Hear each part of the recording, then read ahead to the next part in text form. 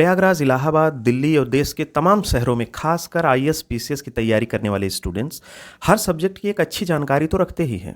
मैं ये बात इसलिए कह रहा हूँ कि इन दिनों राणा सांगा और बाबर के संबंधों पर बड़ी चर्चा हो रही है और राजनीतिक पार्टियां एक दूसरे को कोसने में लगी हुई हैं। लेकिन हम स्टूडेंट्स जो फैक्ट्स पढ़ते हैं बड़े बड़े राइटर लूसेंट से लेकर तमाम पुस्तकों में, वो जो हमें मिलता है वो साबित करता है कि राणा सांगा ने न्योता दिया था बाबर को। एक राइटर हैं सतीश चंद्र, वो लिखते हैं कि दौलत खान लोधी का एक प्रतिनिधिमंडल बाबर से मिला। उन्होंने बाबर को भारत पर आक्रमण करने का निमंत्रण दिया। तो वहीं लगता है कि इसी समय राणा सांगा का एक संदेशवाहक भी बाबर को भारत पर आक्रमण करने का निमंत्रण देने पहुंचा था। अब बाबर को विश्वास दिला दिया कि स्वयं भारत ना सही पूरे पंजाब को विजय का अवसर आ चुका है। आगे लिखते हैं, जब खानवा की लड़ाई हो जाती है उस समय लिखते हैं कि बाबर ने राणा सांगा पर समझौता तोड़ने का आरोप लगाया।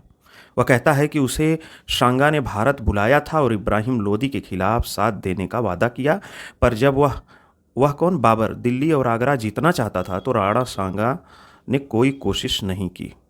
एक घटनाचक पूर्वावलोकन है जिसे पीसीएस के लिए, समीक्षा अधिकारी के लिए स्टूडेंट्स बहुत करीने से पढ़ते हैं। उसमें कुछ क्वेश्चंस आईएएस के भी मेंशन हैं।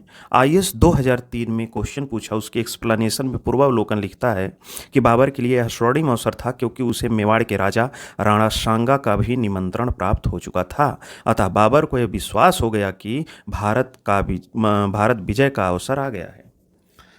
और सबसे ज़बरदस्त एग्जाम्पल बाबर की ऑटोबायोग्राफी बाबरनामा स्वयं है, जिसमें वो इसी बात की पुष्टि करता है कि राणा सांगा ने न्योता भेजा है इब्राहिम लोदी पर आक्रमण करने के लिए। तो फिर या तो इन पुस्तकों पे बैन लगा देना चाहिए, या जो आयोग ने क्वेश्चंस पूछा वो एक्सप्लेनेशन जो प्रकाशन ने दिया है उन पे एफआईआर हो जाना चाहिए।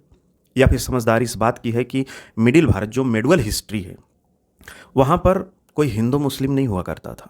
वहाँ क्षेत्र विस्तार की राजनीति थी, जिसके तलवार में जितना दम उसका क्षेत्र विस्तार उतना अधिक। वो भी मध्यकालीन भारत में सिर्फ यही राजनीति रही है।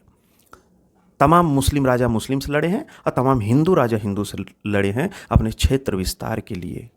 तो वर्तमान में हिंदू मुस्लिम की गंदी राजनीति करने के लिए मैटर को भटकाया जाता है, लेकिन समझदार पढ़ा लिखा इंसान इसके झांसे में नहीं आता।